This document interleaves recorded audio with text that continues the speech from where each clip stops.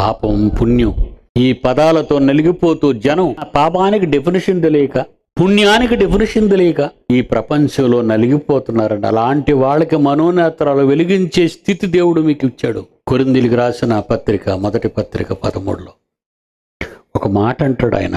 కొరింథీయులకు రాసిన మొదటి పత్రిక 13వ అధ్యాయం 3వ వచనం,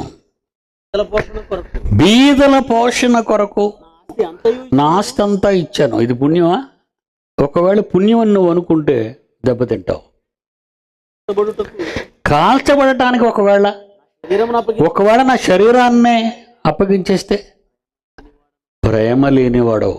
అంటే నీవు నేర్చుకోవలసినది నేర్చుకోకుండా, నేర్చుకొని చేయవలసింది చేయకుండా నువ్వు సంపాదించడం ఎందుకు? సంపాదించింది అందరికీ పంచటం ఎందుకు? అది పుణ్యమని నువ్వు చెప్పుకుంటావెందుకు? ఆలోచించండిరా న్యాయవాది. కాల్చబడుటకు నా శరీరమును అప్పగించినను ప్రేమ లేనివాడనైతే నాకు ప్రయోజనమేమి?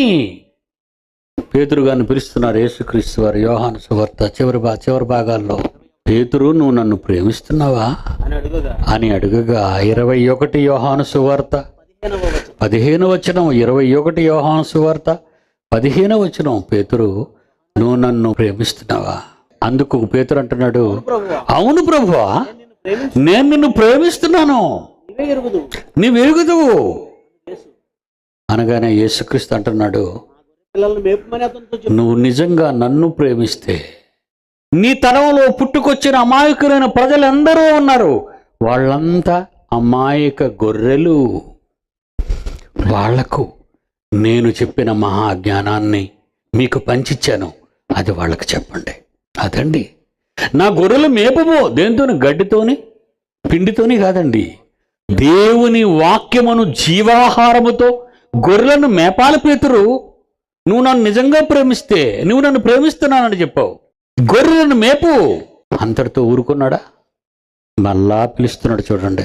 యోహాను కుమారుడు అయిన సీమోను, నన్ను ప్రేమించుచున్నావా అని రెండవసారి అడిగాడు. అతడు, అవును ప్రభువా, నిన్ను ప్రేమిస్తున్నాను ప్రభువా, నీవే ఎరుగుదువు. నిజంగా నువ్వు నన్ను ప్రేమిస్తే అయితే నా గొర్రెలు కాయు.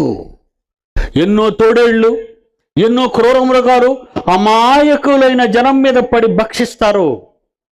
ఎన్నో రాజ్యాలు వాళ్ళని ఏల్తారు. ఎందరో స్వార్థపరులు వాళ్ళ దోచుకుంటారు. ఎందరో ఉగ్రవాదులు వాళ్ళ చంపుతారు. ఎందరో